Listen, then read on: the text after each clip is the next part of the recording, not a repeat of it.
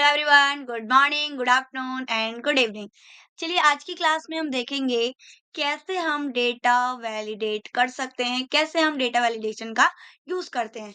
चलिए फिर मैंने ये एक हेडर बना रखा है, आईडी नंबर है जिसमें नेम है, एज है, फोन नंबर है। तो मैं अब इस टेबल को तैयार करती हूँ। ओके, किसके थ्रू? डेटा वैलिडेशन के थ्रू। ओके, चलिए फिर आज हम सीखेंगे डेटा वैलिडेशन क्या होता है और अपने शीट पे हम कैसे डेटा वैलिडेशन का यूज कर सकते हैं, जिससे हम अपने डेटा को वैलिडेट कर सकते हैं। ठीक है, तो सबसे पहले मैं जाऊंगी आईडी नंबर पे, मुझे डेटा वैलिडेशन लगा है। देखो अभी अगर मैं कुछ जैसे आईडी नंबर है मेरा 567 है, ठीक है, मुझे गलती से एक ए टाइप हो गया तो मैं एंटर करती हूँ तो अभी टाइप हो जा रहा है, बट मैं चाहती हूँ ऐसा ना हो। इसके लिए हम क्या करते हैं, डेटा वैलिडेशन का यूज करते हैं। तो सबसे पहले मैं इसे सिलेक्ट कर लूंगी। ओके, मैंने इसे सिलेक्ट किया एंड देन मैं जाती हूँ। अब कहाँ जाना है मुझे? मुझे जाना है डायरेक्ट डेटा टैब पे। कहाँ जाना है मुझे? डेटा टैब पे। राइट साइड में जब हम जाएंगे, देखिए आपको देख रहा है डेटा टूल।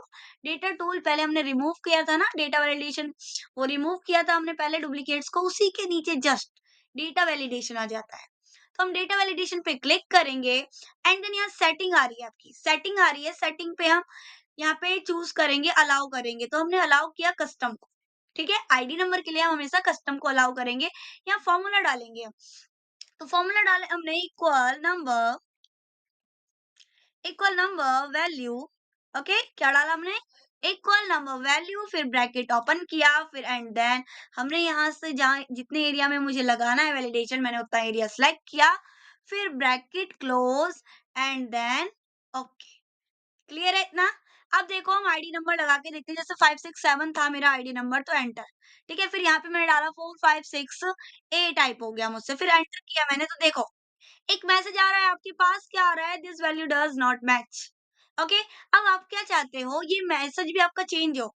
ये आपका क्यों आ रहा है? क्योंकि आपने डेटा वैलिडेशन लगाया है। अगर आपने गलती से भी टाइप कर दिया है कुछ और टेक्स्ट, तो आपका ये वैलिडेट नहीं होगा, आपको यहाँ पर वार्निंग आ जाएगी। ठीक है, तो वार्निंग को भी आप चेंज करना चाहते हो, चाहते हो ये मैसेज भी चेंज हो जाए।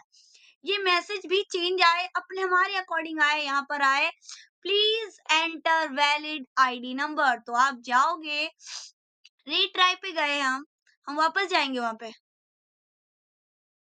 हम वापस जाएंगे वहां पर और डालेंगे यहाँ पे। यहाँ गए और यहाँ देखो क्या आ रहा है, एरर अलर्ट आ रहा है ना, यहाँ जाके डालो प्लीज।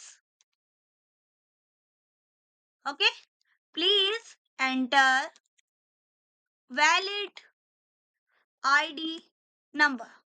क्लियर है? Please enter valid ID number, और मैंने ओके कर दिया। अब डालो यहाँ पे 456 की जगह मुझसे ए टाइप हो गया, एंटर। क्या आ रहा है? Please enter valid ID number. Clear है इतना? समझ में आ गया मैसेज कैसे डालना है मुझे, और कैसे मुझे आईडी नंबर के लिए कस्टम फॉर्मूला लगाना है, कैसे डेटा वैलिडेशन लगाना है आईडी नंबर के लिए। ओके, इतना समझ में आ गया। आगे चलते हैं हम।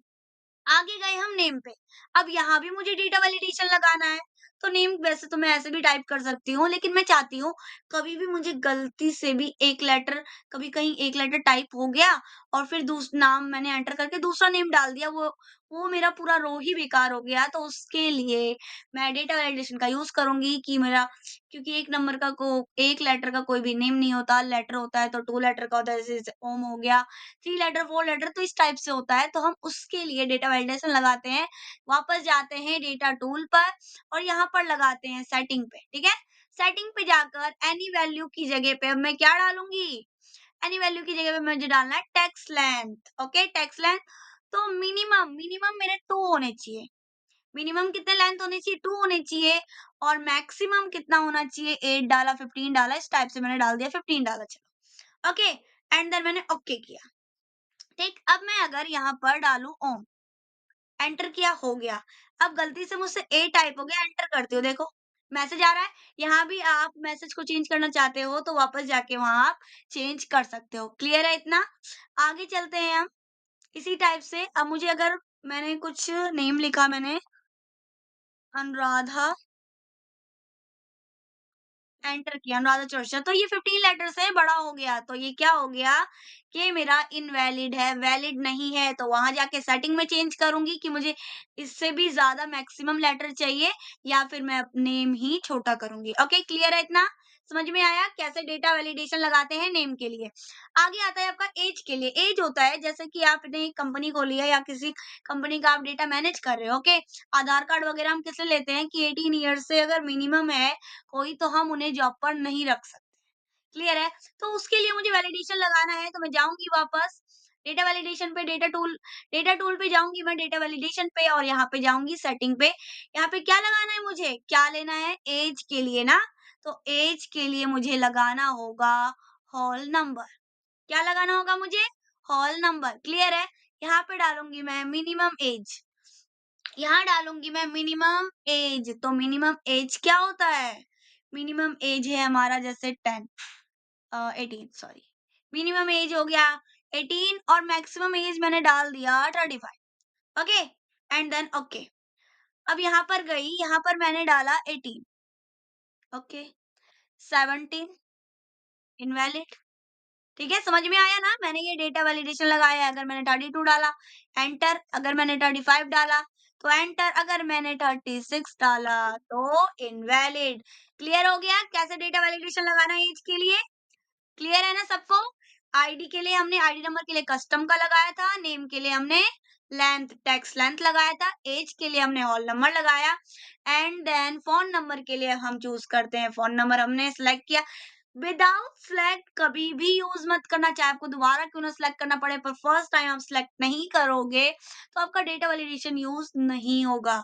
ओके क्लियर है? फिर आप कमेंट करोगे कि मेरा ये फॉर्मूला यूज नहीं हो रहा, ये मेरा वर्क ही नहीं कर रहा, तो इसलिए प्लीज सिलेक्ट जरूर करें। ओके चलिए फिर वापस जाते हैं हम डेटा वैलिडेशन पे। यहाँ पर जाते हैं हम और क्या लगाएंगे? टैक्स लेंथ लगाएंगे। ओके टैक्स लेंथ, क्योंकि मुझे इस टैक्स की लेंथ चाहिए। तो टैक्स लेंथ मुझे कितना से कितना चाहिए? तो मुझे चाहिए फोन नंबर 10 डाला मैंने और यहाँ 10 डाला एंड देन मैंने ओके किया। ओके अब मैं यहाँ डाल रही हूँ 850, आई थिंक ये अभी दूसरा फॉर्मूला भी लग सकता है, तो एक बार ट्राई करते हैं। 850601492 एंटर किया मैंने, ये हो गया एंटर। अगर मैंने डाला इस टाइप से डाला, एंटर कर रही हूँ, तो इनवैलिड दिखा रहा है। फॉर्मूला करेक्ट है। मैंने क्या डाला था फॉर्मूला में? मैंने फॉर्मूले में यहाँ डाला था, यहाँ चेक कर लो कि मिनिमम 10 होना चाहिए और मैक्सिमम भी 10 ही होना चाहिए। आप गलती से फोन नंबर के लिए अगर आप हॉल नंबर ले लोगे तो आपका फॉर्मूला यूज नहीं होगा। फिर आप बोलोगे कि मेरा फॉर्मूला ये यूज क्यों नहीं हो रहा, मैक्सिमम और मिनिमम मेरा लग ही नहीं रहा है, तो हॉल नंबर आप इसके लिए यूज नहीं करोगे। क्लियर है इतना? हॉल नंबर आप एज के लिए यूज करोगे, ठीक है। और इन फोन नंबर के लिए आप कितना क्या यूज करोगे? Tax length. ठीक है, तो मैंने मिनिमम डाला था 10 लेटर के मेरे नंबर्स होने चाहिए, मिनिमम भी और मैक्सिमम भी, क्योंकि हमारे इंडिया में 10 लेटर का ही होता है। इंडिया में क्या हर जगह होता है। ओके चलिए फिर 10 मिनिमम डाला मैंने और मैक्सिमम 10 डाला मैंने लेटर एंड देन ओके किया।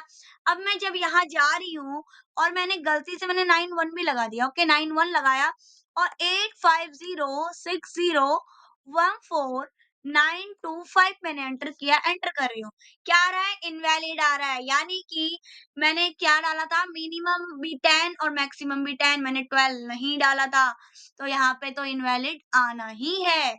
क्लियर है इतना? सबको समझ में आया डेटा वैलिडेशन? ओके कमेंट कीजिए कैसा लगा आपको, लाइक कीजिए, प्लीज सब्सक्राइब जरूर कीजिए। Okay thank you, bye bye.